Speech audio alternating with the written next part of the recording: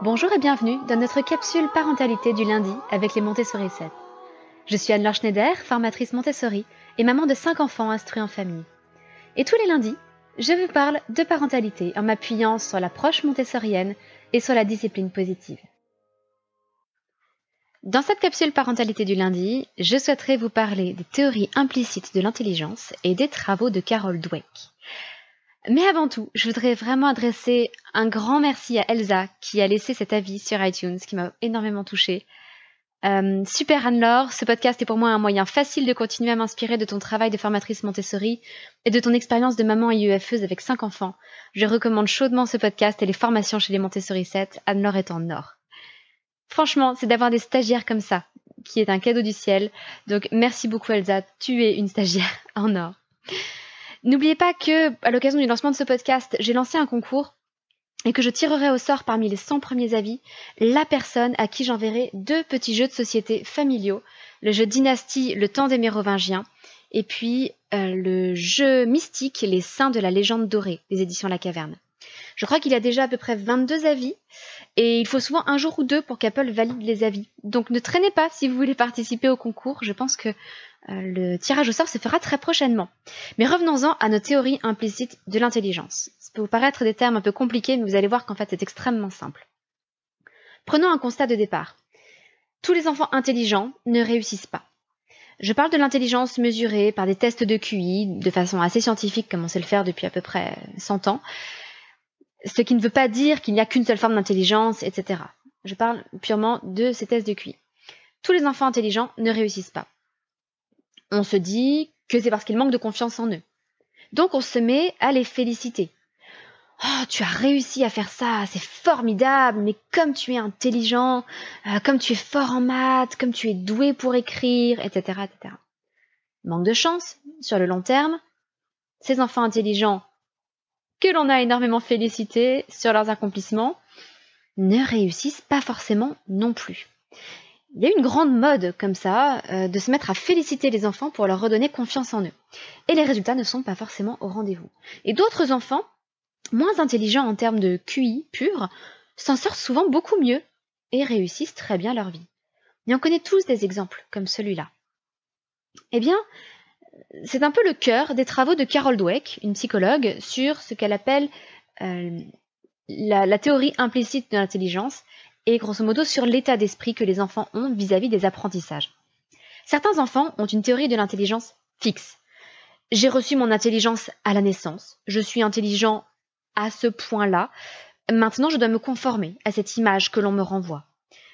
Ces enfants, devant un exercice difficile, ont tendance à prendre peur, à avoir peur d'être en échec, et du coup, de ne pas répondre à cette image d'intelligence, à cette réputation qu'ils doivent préserver en quelque sorte. Ils se vexent, ils se fâchent, parfois ils ne souhaitent même pas recommencer un exercice du même niveau de difficulté.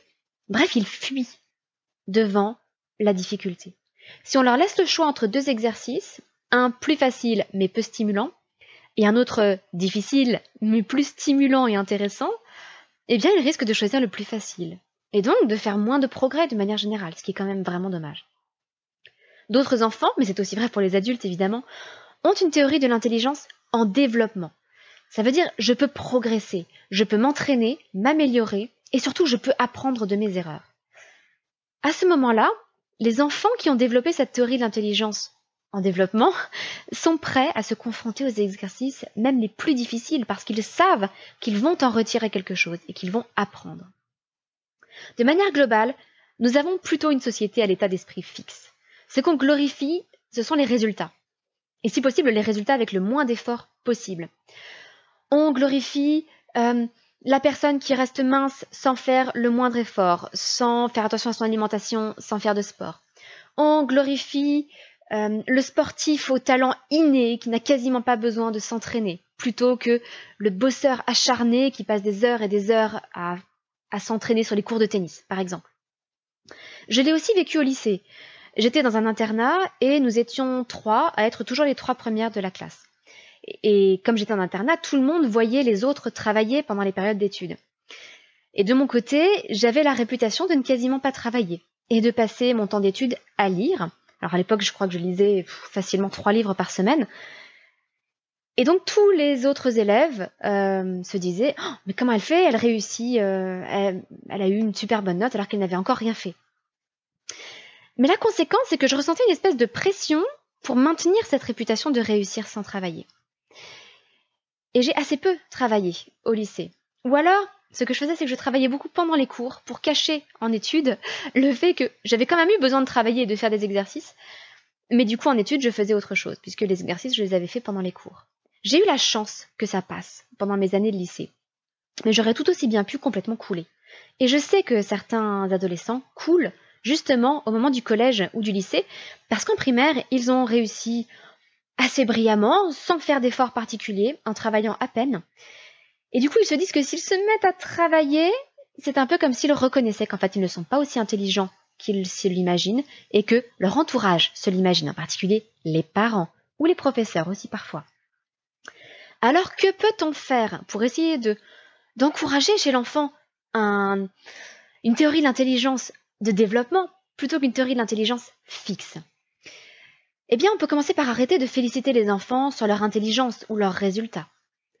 On peut se réjouir avec eux de leurs accomplissements, bien sûr, toujours, mais pourquoi ne pas se réjouir aussi de l'effort consacré à un sujet, des nouvelles stratégies qui ont été apprises ou même écartées, des nouvelles stratégies qui n'ont pas fonctionné, mais qu'on a pu tester et dont on sait maintenant qu'elles ne sont pas adaptées à la situation.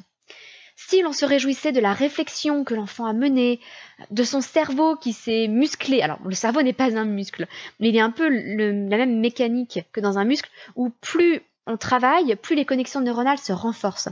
C'est un peu comme un muscle qui se développe. C'est un point sur lequel je reviendrai dans les prochaines capsules Montessori et parentalité pour vous montrer comment les félicitations et les encouragements peuvent être mieux utilisés pour aider nos enfants à accomplir pleinement leur potentiel. Mais un dernier petit conseil pour la route, au moins pour ce début de semaine, quand un enfant nous dit « je n'y arrive pas », si on lui disait simplement « c'est vrai, tu n'y arrives pas encore.